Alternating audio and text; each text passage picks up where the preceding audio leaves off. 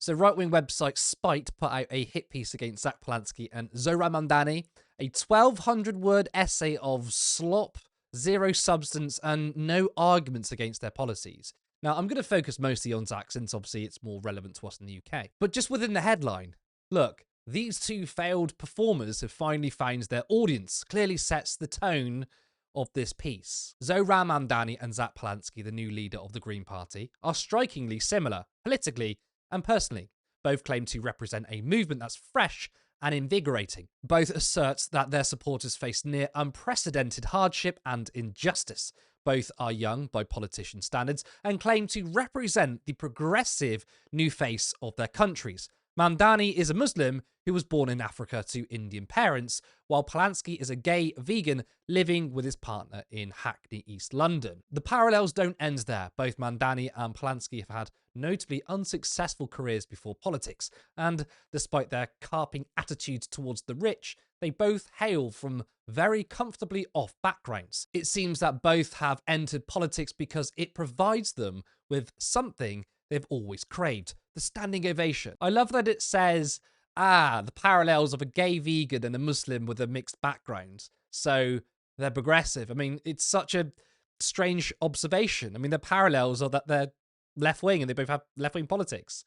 But the second paragraph sort of insinuates that they tried to make it in the creative world and failed, and now went into politics for applause. I didn't know there was a rule where you needed to have a successful career before entering politics. I mean, politics is about different views, it's about participation, but Spite seems to think that you need to be successful and probably rich in order to participate, which is very revealing for them. Like Mamdani, Polanski enjoyed a privileged upbringing. He was educated at a fee-paying 15th century grammar school in Stockport, and he set his sights initially on a career in Hollywood, not Westminster. The closest he came to making it as an actor was a 2007 film, Arts of Suicide, where he plays a struggling young artist in London. The film explores the struggle for success and how far he's willing to go and get in. To borrow a phrase from his millennial supporters, say less. So this is the so-called hypocrisy argument deployed by the right wing. If you call for wealth redistribution, you have to be poor. And if you're not, then you're somehow a hypocrite. Even though, look, I want to see more working class representation in politics. People can't help their background. Plus, it doesn't always mean that you turn out decent. I mean, Jeremy Corbyn went to a grammar school, and yet Keir Starmer went to a state school. Corbyn is far more in touch with the working class than Starmer. It's not where you come from, it's what you believe. It's such a simple concept lost on right-wingers. But you can't win, because had Zack been poor, the old bullshit adage would have been trotted out. It's the politics of envy. Rich or poor, the establishment doesn't want you commenting on inequality. Funny that. Polanski claims to have enjoyed a working-class upbringing. It doesn't ring true. He and his siblings were educated at private schools, while his father's business records reveal interests in a string of investment properties.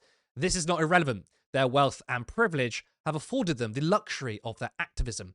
Polanski for Extinction Rebellion, and Mamdani at the Students for Justice in Palestine, which he founded. Now, I don't know if Zack has ever claimed he's working class, but that's besides the point. The policy of wealth taxes and reducing inequality is needed. That's true whether a poor person says it or a rich person says it. And the second part, where Zack has been afforded the luxury of activism, that's a good thing. If people in positions of privilege use their time for a good cause, how is that wrong? I mean, there are many who don't have the privilege. It's such a stupid argument. It's hardly a surprise, then, that their politics is shallow and performative. Polanski wants to abolish private landlords, impose rent controls, and end rip-off Britain by, wait for it, taxing the super wealthy. Mamdani, too, advocates rent control. So how are those policies shallow and performative? I mean, performative would be speaking in a vague language with no policy prescriptions. Zack is literally talking about a policy, the very opposite of performative. And I don't know how wealth taxes are somehow shallow. I mean, we desperately need to reduce inequality. It's destroying society. And the Greens are looking at ways to reduce that. Do you know what's shallow and performative? Attacking people personally and attacking wealth taxes with no rebuttal apart from, no, I don't like it. This entire Spite piece is shallow and performative. It's also incredibly ironic how The media constantly paints wealth taxes as unserious, stupid, and student-like politics. Well, for a policy that's so stupid, you'd have thought there would have been a plethora of articles easily debunking them, right? No, the media is just full of slop pieces like this. I mean, the Times ran multiple hit pieces against Polanski, including Jeremy Clarkson, in which 90% of the article was commenting on Zack's teeth. I mean, come on. I want to see a wealth tax debunked, since obviously it's so easy to do. In reality, they can't. All they have is the same trotted out line that the rich people will leave. Well, they don't leave, as this lie has been debunked by Tax Justice and Patriotic Millionaires.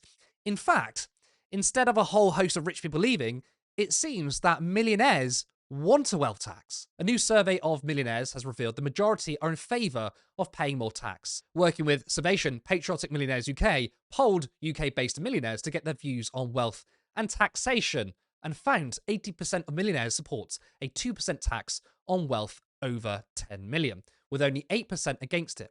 Of the millionaires polled who would have had to pay the proposed wealth tax, those with wealth of 10 million plus, 85% of them were in support of it.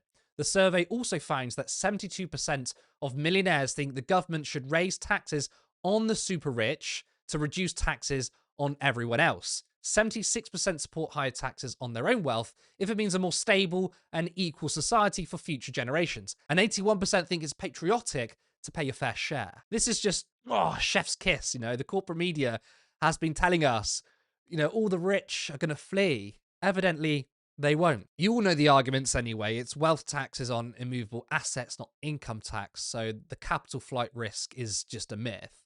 A new argument has cropped up against wealth taxes, and that it just doesn't bring in enough money. James Orr, senior advisor to Nigel Farage, attacked wealth taxes. Britain has 160 billionaires. Total wealth, 680 billion. Annual public spending, 1.3 trillion. So if the Treasury confiscated 100% of billionaire wealth tomorrow, it would cover public spending for roughly 6 months. The runway to socialism's paradise is a short one. Look, what James doesn't understand is that it's about reducing inequality, not money for the Treasury. I mean, the super rich are buying up all the assets. The existence of billionaires makes us all poorer. It's not about money. It's about power. I find it ironic that these anti-socialists who hate everything about the state see wealth taxes through the lens of the state and not the private sector. Wealth taxes have very little to do with the state. It's about changing the behavior of the private sector. As I said, it's not about bringing in money, it's about reducing inequality. It's why the Green Party's proposals won't really make a dent. A 2% tax on assets worth over £10 million, yeah, it won't do much, but it's a start. I mean, they can't come in and say 50% taxes. Unfortunately, they'd be laughed at and no one would vote for them. But they have to move the conversation and put wealth taxes on the agenda, which is what they're doing. But ultimately, to really make a difference, we need to abolish billionaires. Now, if you're one of those people that cries at that idea, then you're just a sad little bootlicker. We cannot have the wealthiest in society buy up everything, and we need an end to the oligarchy because they are a threat to democracy.